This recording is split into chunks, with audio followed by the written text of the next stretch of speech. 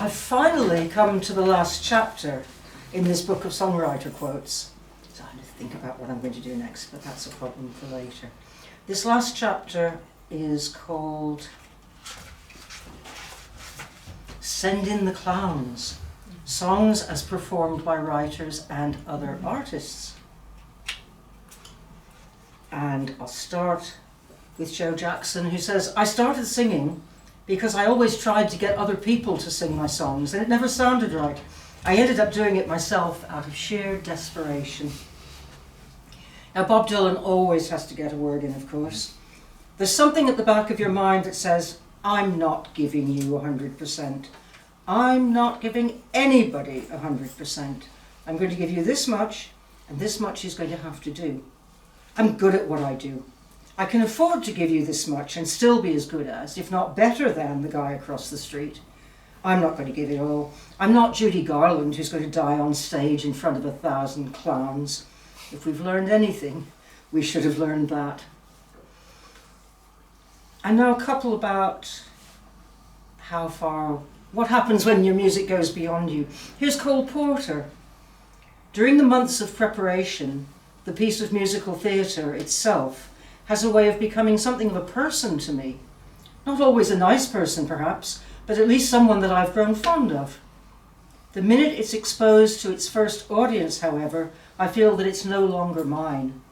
It belongs to the performers, and I become just another $8.50 customer. And perhaps similarly, this is Smokey Robinson. One day I was in an elevator with piped-in music, and I'm listening to this song, and I said to myself, God, that sounds familiar. As I reached my floor, it hit me. It was Tracks of My Tears. It was one of those upright, forthright, downright, unrecognizable versions. You know, just strings and French horns. But I feel flattered on any version of my songs that I hear. I think it's a tremendous compliment to a writer to have artists record their songs. Now there's a theme that's, I don't know whether the editors intended it, but I saw it, about genuineness.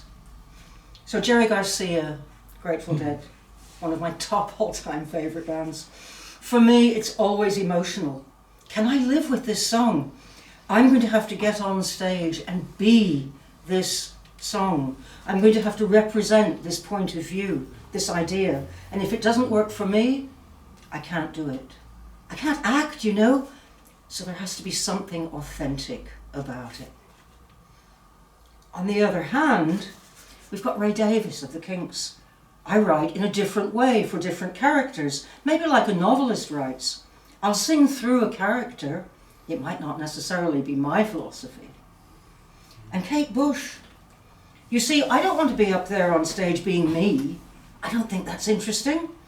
What I want to do is be the person that's in the song. If I can be the character in the song, then suddenly there's all this strength and energy in me, which I wouldn't normally have. Whereas if it was just me, I don't think I could walk on stage with confidence.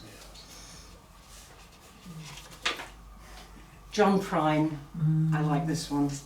Oh, I like them all, of course, but John Prine, who we think of as, who we know writes in the voices of many different characters, quite stunningly. But John Prine says, always sing other people's stuff. Otherwise, you end up getting real selfish. You get stuck in your own world, and your perspective is crooked. And the last word from the book, from Stevie Winwood, another favourite of mine. For years I thought, well, I'm an artist. I'm not an entertainer. But I've finally come to the conclusion that if you sing songs to people, then you are an entertainer, whether you like it or not.